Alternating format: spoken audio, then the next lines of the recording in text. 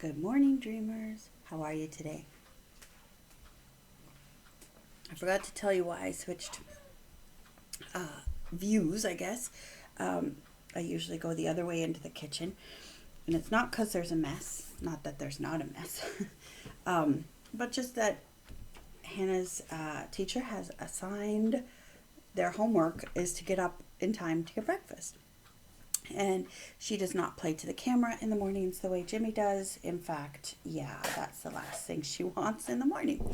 So we're trying to respect and honor that.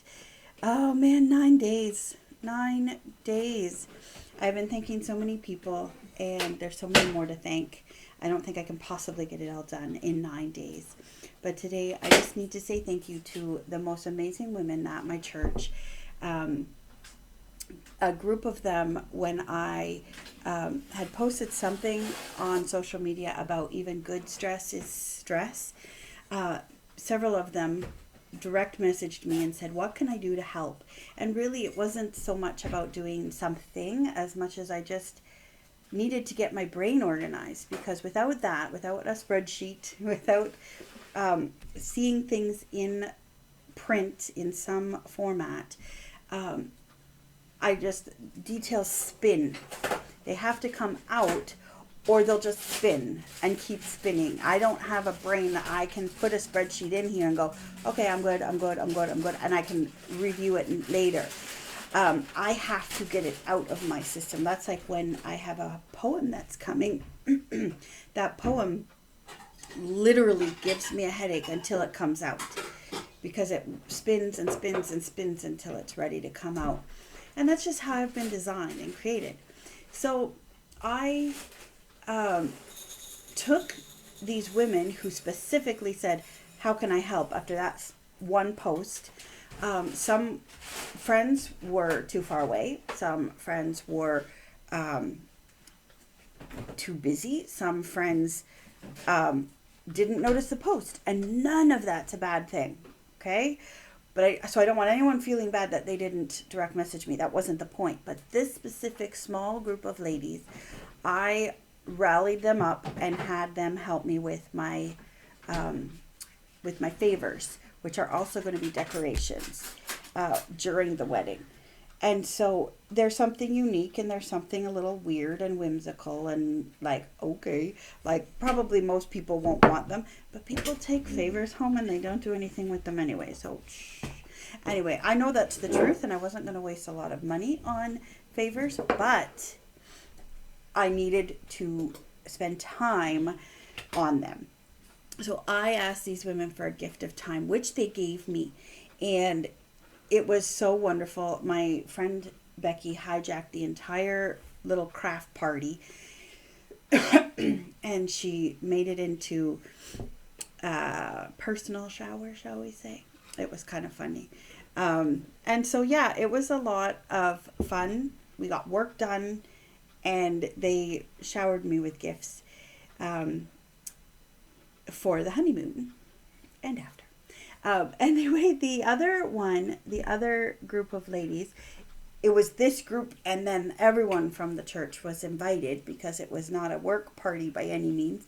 It was simply a gathering, and to celebrate the fact that God has provided this wonderful, wonderful man in my life. And so they hosted a shower, but they knew my head and my brain could not cope with many more details. I also was really struggling with being the center of attention, because it's not my first time around. And in the height of my stress, I was really looking inwardly going, are you even worth this? Why would they even want to throw a shower? One, I was panicked because I didn't want, the traditional early 20s. It's getting later now, but in my day it was early 20s. We open a gift, we say thank you publicly, we pass it around, and you go home with 3 or 4 carloads worth of gifts. And it is literally a showering of gifts. That's where the term shower came from. It is a showering with gifts, and I don't have space in my little home for more stuff. As you see, my elbows on my barbecue.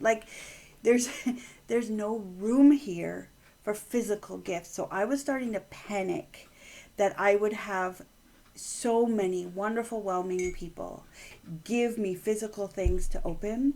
So one, I'd have to be the center of attention. Two, I would feel like I could not do anything but bring all these gifts home to a home that is already bursting at the seams. And I'm overly blessed. And I don't know why blessings were causing me to panic. I don't know why. But I do know that sometimes we devalue ourselves so much. We sabotage our own fun. We sabotage our own health. We get to a place in our weight loss where we just say, hey, we're not worth it. And it's a subconscious thing. And we sabotage and we start eating again to put the weight on, because that's where, you know, the attention that's given when you've worked so hard, you look so healthy, you know, really great comments and helpful, supportive comments. But they're attention, and I don't deserve attention because I'm the fat girl, and fat girls don't get attention, and that plays in your head a bit.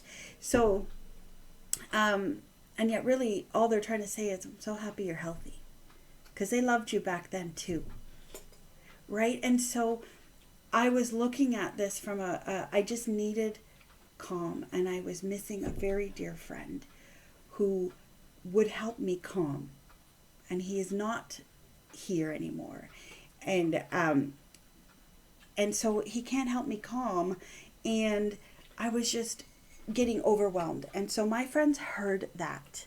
They threw this beautiful party, a lavish buffet of desserts and treats and whatever, making sure some were gluten-free for me, which was so wonderful.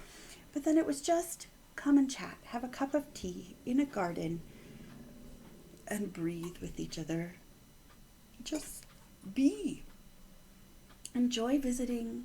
Enjoy. And they had a basket where people could put cards. And people did. And they showered us with gifts. Tiny, tiny little card-shaped gifts that were packed full of gift. And I'm overwhelmed by their generosity. I'm overwhelmed by the fact that they heard me. There's one more group that I need to say thank you to today. So if you were at any of those events, you know who you are. I could name you, but we'd be here all day.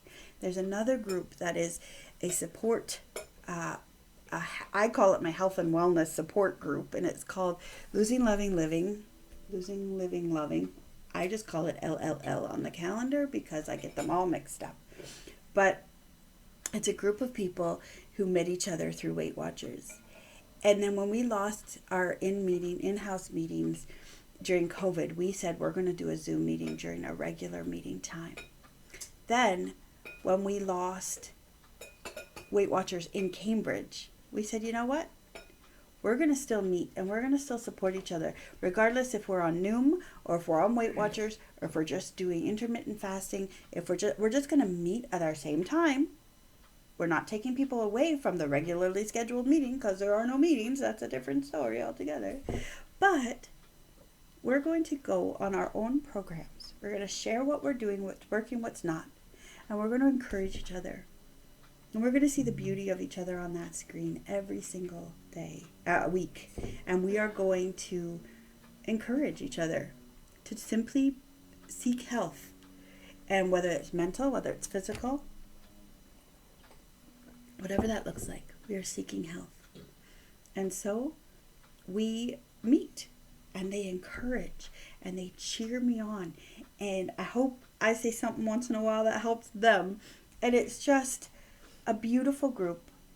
It's not a closed group, if you pick up my meaning. Just like church is not a closed church. You're welcome to come there and meet some people and find community.